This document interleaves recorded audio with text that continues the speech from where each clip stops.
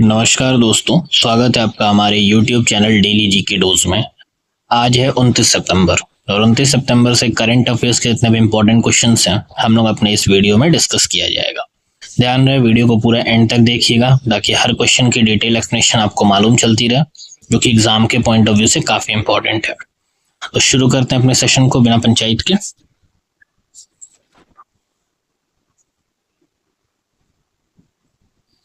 पहला क्वेश्चन, हाल ही में सेवा पर्व 2025 विकसित भारत के रंग कला के संग का आयोजन किस मंत्रालय द्वारा किया गया है? रिसेंटली विच मिनिस्ट्री ऑर्गेनाइज सेवा पर्व 2025 विकसित भारत के रंग कला के संग?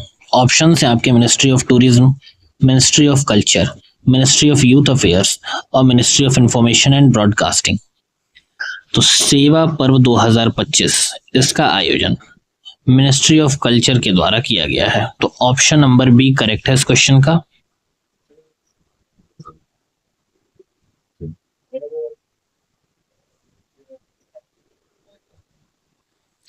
सेवा पर्व 2025 का आयोजन 17 सितंबर से 2 अक्टूबर तक किया जा रहा है। इसका उद्देश्य सेवा, रचनात्मक और सांस्कृतिक गौरव को बढ़ावा देना है। 28 सितंबर को नई दिल्ली, चंडीगढ़, कोझिकोड, पणजी, भुवनेश्वर और प्रयागराज में विशेष कला कार्यशालाएं हुई हैं। नई दिल्ली में 15,000 से अधिक छात्रों व कलाकारों ने भाग लिया और कार्यक्रम में कई गणमान्य लोग भी उपस्थित रहे थे। अगला सवाल, हाल ही में एशिया कप 2025 फाइनल में भारत ने किस टीम को हराकर खिताब अपने नाम किया है? कल का ही मैच है, फाइनल मैच था इंडिया, और ऑप्शन है आपके श्रीलंका, अफगानिस्तान, पाकिस्तान या बांग्लादेश। तो हालांकि इसके लिए मेरे को ज्यादा इलेबोरेट करने की या डिस्क्राइब करने की जरूरत नहीं है, सभी लोगों ने देखा है। ऑप्शन नंबर सी करेक्ट हो जाएगा, पाकिस्तान को हराया है और इस बार का एशिया कप अपने नाम किया। एशिया कप 2025 फाइनल 28 सितंबर को दुबई इंटरनेशनल क्रिकेट स्टेडियम में खेला गया। भारत ने टॉस जीतकर पहले गेंदबाजी का फैसला किया। पाकिस्तान द्वारा दिया गया लक्ष्य भारत ने 5 विकेट से हासिल किया और इस जीत के साथ भारत ने एशिया कप 2025 की ट्रॉफी अपने नाम की है। अगला सवाल, हाल ही में मोदी अनलीशेस 1.22 लाख करोड़ डेवलपमेंट ब्लिट्स किस राज्य में शुरू किया है? Recently, in which state did Modi unleashes 1.22 lakh crore development blitz takes place? Option है आपके गुजरात, महाराष्ट्र, मध्य प्रदेश और राजस्थान। तो भी मोदी सरकार द्वारा डेवलपमेंट ब्लिट्स प्रोग्राम राजस्थान में शुरू किया गया है। तो ऑप्शन नंबर डी करेक्ट है इस क्वेश्चन का। पीएम मोदी ने बांसवाड़ा राजस्थान में 1.22 लाख करोड़ से अधिक की परियोजनाओं का शुभारंभ किया। इसमें परमाणु ऊर्जा, सौर, सिंचाई और अवसंरचना परियोजनाएं शामिल हैं। पीएम सूर्य घर, पीएम जनमन योजना जैसी योजनाएं भी शुरू की गई। युवाओं को 15,000 नियुक्ति पत्र वितरित किए गए और आदिवासी कल्याण पर विशेष जोर दिया गया। नेक्स्ट क्वेश्चन है, हाल ही में डॉक्टर भूपेन हजारिका का गीत मनुहे मनोहर बाबे किस देश की भाषाओं यानी कि सिन्हाला और तमिल में प्रस्तुत किया गया है? Recently doctor Bhupen Hazarika song Manuhe Manuhor Babe was rendered in which country's language, Sinhala and Tamil? Option है आपके नेपाल, बांग्लादेश, श्रीलंका या म्यांमार। तो करेक्ट आंसर है आपका option number c, Sri Lanka. PM Modi ने मन की बात कार्यक्रम में डॉक्टर भूपेन हजारिका को श्रद्धांजलि दी। उनका प्रसिद्ध गीत मनुहे मनोहर बाबे श्रीलंका की सिन्हाला और तमिल भाषाओं में प्रस्तुत किया गया। इसे 8 सितंबर को डॉक्टर भूपेन हजारिका की जयंती पर जारी किया गया था और इसे एंथम ऑफ ह्यूमैनिटी भी कहा जाता है, जो मानवता और सद्भाव का संदेश देता है। अगला सवाल है, हाल ही में किस देश में भारतीय उच्चायोग के इंदिरा गांधी सांस्कृतिक केंद्र ने हिंदी पखवाड़ा 2025 मनाया है? अब चूंकि किसी दूसरे देश ने मनाया है इसलिए क्वेश्चन इंपॉर्टेंट है। Recently in which country did the Indira Gandhi cultural centre celebrate Hindi पखवाड़ा 25? ऑप्शन है आपके बांग्लादेश, नेपाल, श्रीलंका या म्यांमार। तो करेक्ट आंसर है आपका option number A, Bangladesh. Dhaka स्थित इंदिरा गांधी सांस्कृतिक केंद्र ने 14 से 28 सितंबर 2025 तक हिंदी पखवाड़ा मनाया। कार्यक्रम में निबंध लेखन, कविता पाठ, अंताक्षरी और सांस्कृतिक प्रस्तुतियां हुई हैं।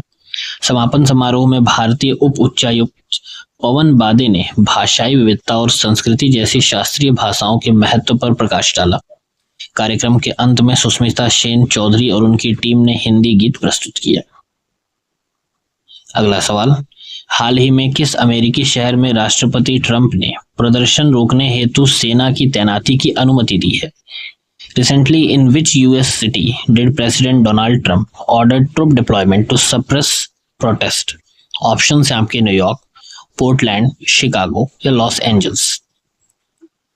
तो करेक्ट आंसर हो जाएगा आपका option number b, Portland. Donald Trump ने अभी पोर्टलैंड में जो प्रदर्शन हो रहा है उसको रोकने के लिए सेना की तैनाती की है। राष्ट्रपति डोनाल्ड ट्रंप ने पोर्टलैंड, ओरेगन में सेना भेजने का आदेश दिया। यह कदम इमिग्रेशन डिटेंशन सेंटर्स पर हो रहे प्रदर्शनों को रोकने के लिए उठाया गया है। ट्रंप ने कहा कि यह आईसीई सुविधाओं को अंतिफा और घरेलू आतंकवादियों से बचाने के लिए जरूरी है। ओरेगन की गवर्नर टीना कोटेक ने इसे पावर अब्यूज बताते हुए इसका विरोध भी किया है। अगला सवाल, हाल ही में भारत का पहला इलेक्ट्रिक ट्रक बेड़ा किस बंदरगाह पर शुरू किया गया है? Recently India's first EV truck fleet was launched eight which port? Options हैं आपके Chennai port, Visakhapatnam port, JL port यानी कि जवाहरलाल नेहरू पोर्ट या कोचिन पोर्ट। तो भारत का जो पहला इलेक्ट्रिक ट्रक का बेड़ा है उसको जवाहरलाल नेहरू पोर्ट पर शुरू किया गया है। तो ऑप्शन नंबर सी करेक्ट है इस क्वेश्चन का। 25 सितंबर 2025 को जेएनपीए यानी कि नावा शेवा पर पहला ईवी ट्रक बेड़ा शुरू हुआ। केंद्रीय मंत्री सर्बानंद सोनोवाल ने 50 इलेक्ट्रिक ट्रकों को हरी झंडी दिखाई।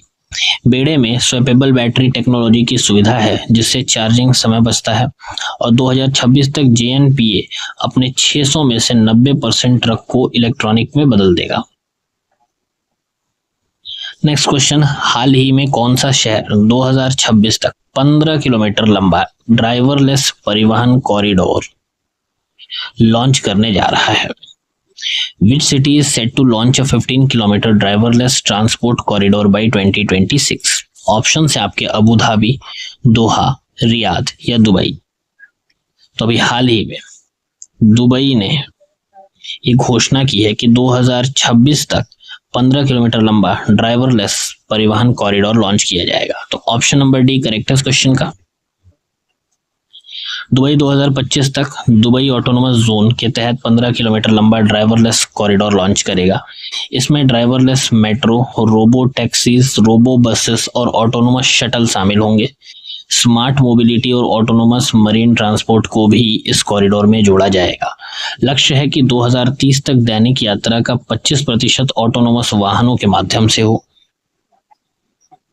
नेक्स्ट क्वेश्चन है, हाल ही में किस क्रांतिकारी स्वतंत्रता सेनानी की 118वीं जयंती मनाई गई है? Whose 118th birth anniversary was recently observed in India? Option है आपके सुभाष चंद्र बोस, भगत सिंह, चंद्रशेखर आजाद या सरदार पटेल। तो अभी हाल ही में भगत सिंह जी की 118वीं जयंती मनाई गई है। तो ऑप्शन नंबर बी करेक्ट है इस क्वेश्चन का। 28 सितंबर 2025 को क्रांतिकारी स्वतंत्रता सेनानी भगत सिंह की 118वीं जयंती मनाई गई। भगत सिंह का जन्म 1907 में पंजाब के लायलपुर जिले में बंगा गांव में हुआ था जो अब पाकिस्तान में है। उनके जन्म स्थान खटकर कला शहीद भगत सिंह नगर में राज्य स्तरीय कार्यक्रम आयोजित किया गया। कार्यक्रम में 100 फुट ऊंचा नया राष्ट्रीय ध्वज भी फहराया गया है। नेक्स्ट क्वेश्चन, हाल ही में तिरुवनंतपुरम में किस राजभवन की इन हाउस पत्रिका राजहंस जारी की गई है? Which Rajbhavan's in-house journal Rajhams was recently released in Tiruvananthapuram? Options हैं आपके केरला राजभवन, तमिलनाडु राजभवन, कर्नाटका राजभवन या गोवा राजभवन।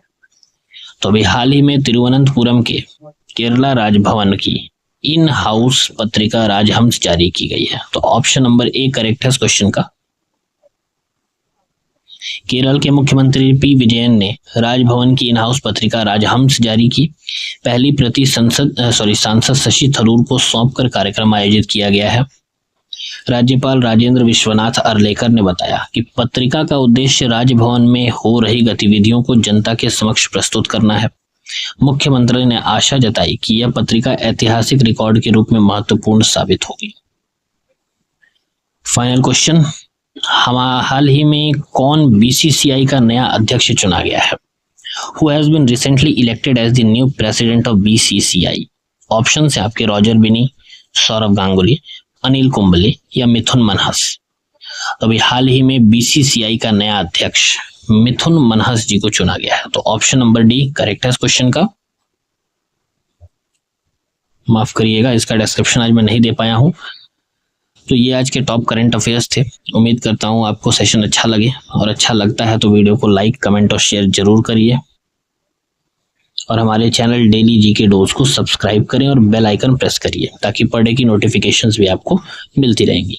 तब तक के लिए धन्यवाद, नमस्कार, हर हर महादेव।